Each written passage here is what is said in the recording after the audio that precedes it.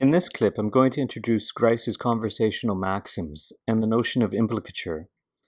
Like many truly useful analyses, Grice takes a sharp intellectual stick and pokes around at behavior that is so common and everyday that it hardly seems worth analyzing. I hope you'll enjoy these concepts as much as I do. If you find anything unclear or just want to read further, there are many discussions of these concepts online. Philosopher Paul Grice introduces his lecture Logic and Conversation with an imagined conversation like the one above. A and B are talking about C. Now A, I'm going to call him Andy, asks Bill, or B, about Chris's new job at the bank. Bill says he gets along with his colleagues just fine and he hasn't been to prison yet. Now Andy knows that Bill has done more than answer the question. He's implied something. Andy now has the job of figuring out what Bill really means. And we can probably come up with a few ideas of what Bill might mean here. Andy, knowing Chris and knowing Bill, and having a sense of their characters and past interactions, can probably come up with a more accurate idea than we can. Whatever we believe Bill to have meant, it's important to note that he didn't really say it.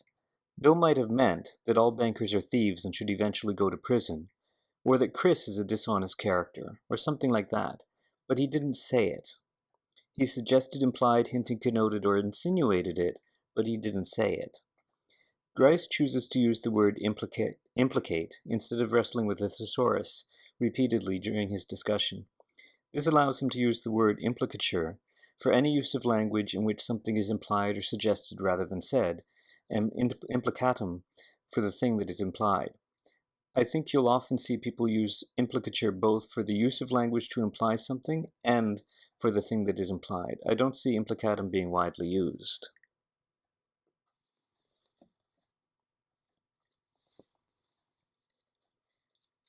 Let's look at some example implicatures. The exchanges on this page are uses of language in which something is implied rather than stated. In the first exchange, B does not say, "We can't afford sushi." But B does create an implicature. Something is being implied here because "we have bills due" is not an answer to the question, "Do you want to go for sushi tonight?" It's up to us to decide what it is that's being implied, or up to up to A rather, in this case, to decide what B is implying. B's response, "Do you have an hour or two?" implies something in response to Andy's question because it doesn't answer his question.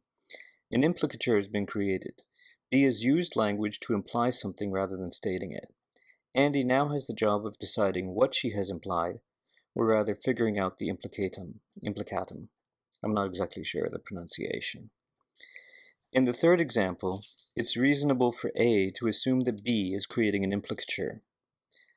A will probably believe B to be implying something, for example, that Peter is not handsome. This would make Peter is not handsome the implicatum of the implicature. Now, I've just said that it was reasonable for A to assume B was creating an implicature. Why is it reasonable? Why can't we just assume that B thinks it's worth mentioning Peter's lovely personality? It does seem somewhat relevant. You probably agree that something is being implied here because you are an expert conversationalist. However, if word got back to Peter that B thinks he's ugly, and B said, "No, I wasn't implying anything," how do we know that B is creating an implicature? Grice argues that people engaged in a conversation behave cooperatively. And here's a quote from his original lecture. "Our talk exchanges do not normally consist of disconnected remarks, and would not be rational if they did. They are characteristically, to some degree at least, cooperative efforts, and each participant recognizes in them, to some extent, a common purpose or set of purposes, or at least a mutually beneficial accepted direction. So it's necessary that we cooperate to some degree in a conversation for a conversation to work at all. If we didn't cooperate, our interactions would be a series of disconnected remarks." Grice expresses this as the cooperative principle.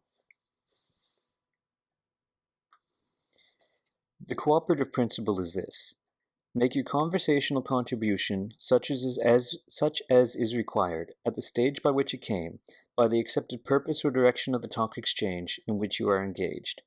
In other words, say what you need to say when you need to say it in a way that can be understood by the person you're talking to.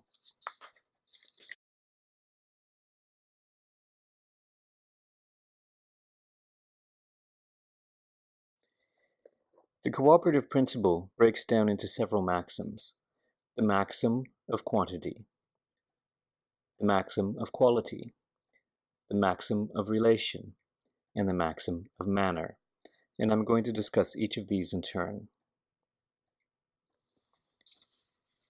The maxim of quantity says that participants in a conversation act under the understanding that they should make their contribution as informative as is required, and that they should not make their contribution more informative than is required. In other words, say what you need to say, but not much more than what you need to say. And we aren't solely talking about the length of responses here. We're talking about having a good sense of what information is necessary at any particular time. Imagine a boy standing outside of a burning house being asked by a fireman, "Is there anybody inside?" If the boy answers, "My mother and father," but he does not mention his aunt and his uncle, then he's not giving enough information. Imagine a boy answering the telephone and the neighbor says, "Hi, Timmy, is your mother home?" And the boy answers, "Yes, and so is my father, my aunt, my uncle, and my sisters." In this case, he's giving more information than is required. Or, same example, and probably much more likely, the neighbor says, "Hi, Timmy, is your mother home?" And Timmy says, "Yes, but she's going pee." Perhaps this is a little more information than is required. On the internet, this is often known as TMI, or too much information.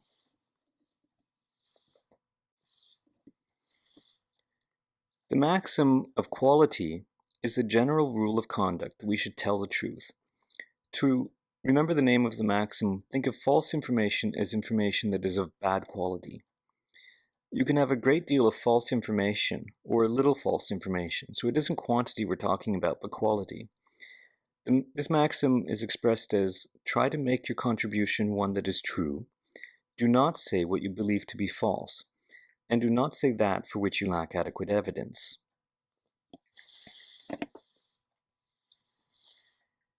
The maxim of relation tells us that our contributions to a conversation should be relevant. If someone asks about the weather tomorrow, we shouldn't answer with a recipe for barbecue sauce.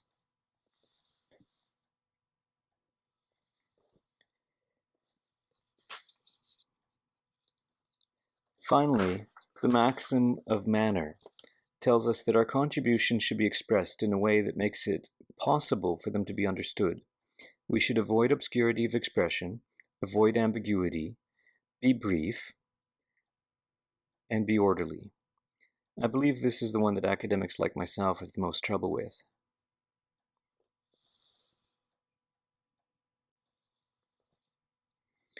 I hope that in this presentation I've been cooperative.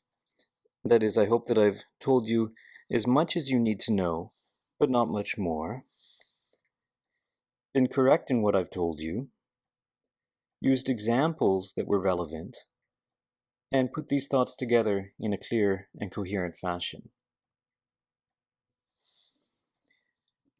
Now, here are 5 references used in this series of presentations. The second one there is the reference to Grice's original lecture, which has been reprinted a number of times.